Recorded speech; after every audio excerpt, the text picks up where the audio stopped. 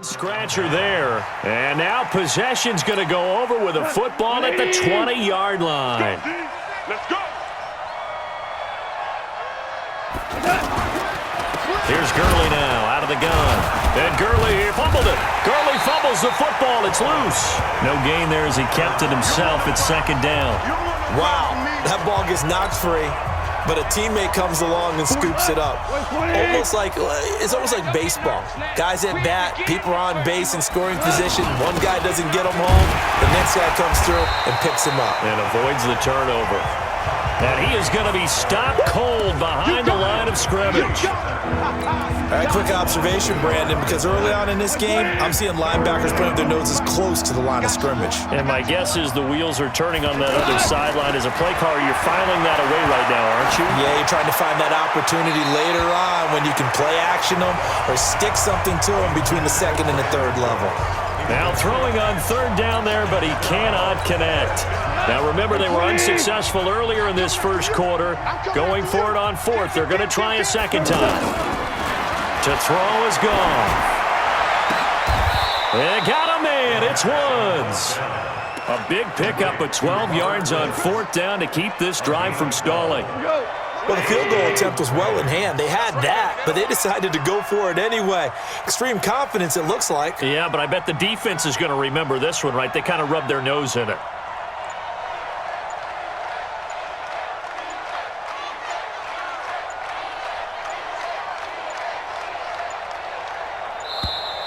Boy, and now they can't even get a play off. Delay of game, offense.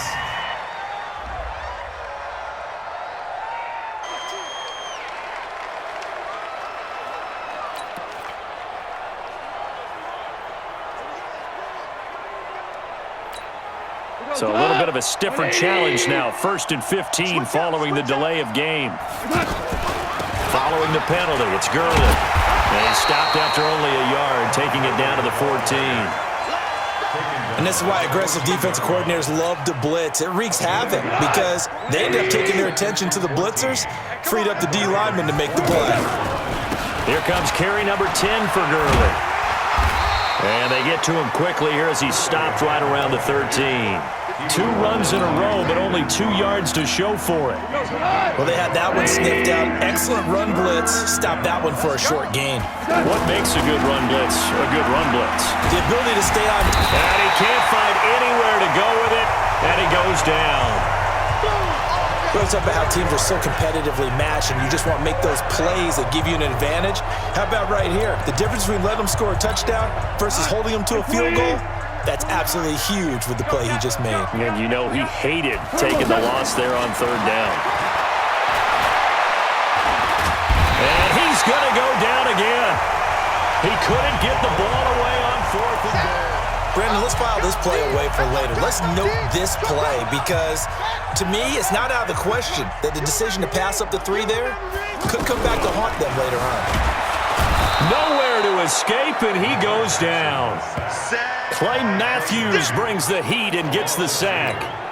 The amount of sacks that they've absorbed in this game is absolutely extraordinary. Let's just face it. This offensive line, flat out, cannot handle this pass rush. It's been demonstrated time and time again. Buying time to his left. And mark him down way up close to the 40 at the 39. Lamar Jackson, such a threat with those legs, able to improvise and get the first. Partner, as a quarterback, sometimes you just got to know when the clock has gone off in your head, it's time to go. Tuck it and get all you can.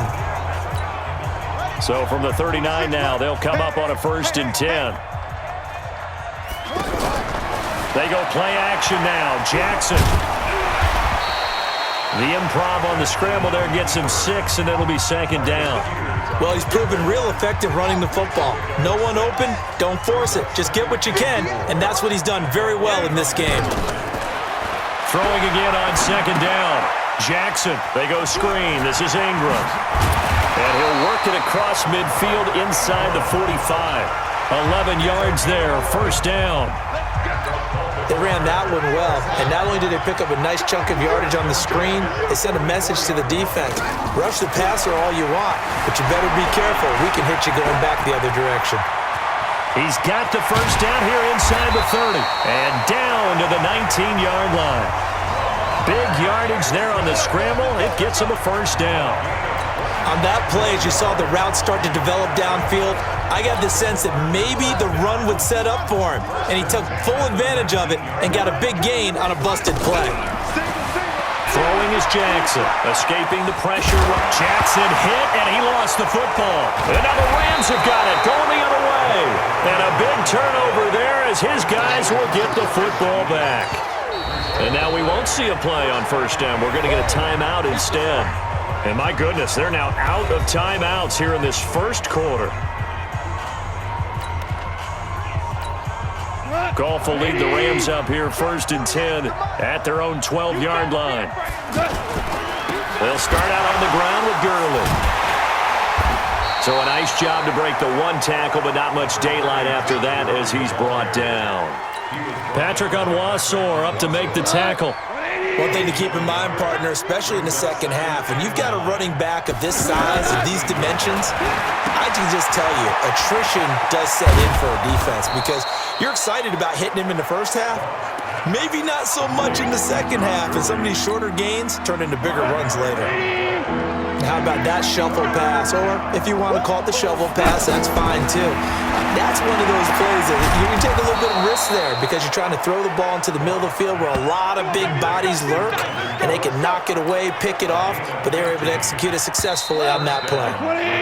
It's been a very one-sided game so far. They got to change what they're doing right now, don't they? You can't wait till the halftime speech to make an adjustment. No, you can't, because if you're doing it right, you're adjusting from series to series, and they need a big adjustment here to try and put some points on the board. It's a 6-yard pickup, and it gets them to 2nd and 4. Despite the blitz, they're still able to pick up a nice solid gain. The disadvantage of blitzing often alters the normal spacing and run fits and leaves creases like they were able to exploit right there. And they see right through that defensively as he'll be hit and taken down to the backfield.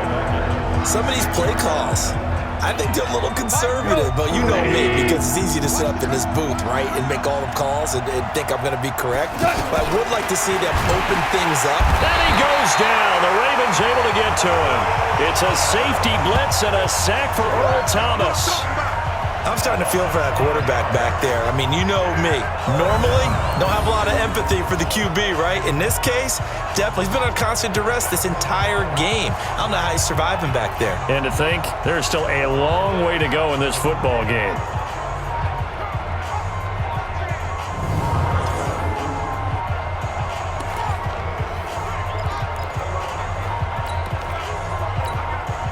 And they're going to go for this. Just 1 for 3 so far on 4th down tries. They're trying again. Now gone. And this is going to be incomplete. And partner, I'm not really sure what in the world they were thinking on 4th and long there at this stage in the game, but do you think social media may be firing up a little bit right now? Oh, the coach is trending right now. Right? There's no doubt about it. People are wondering what that decision was.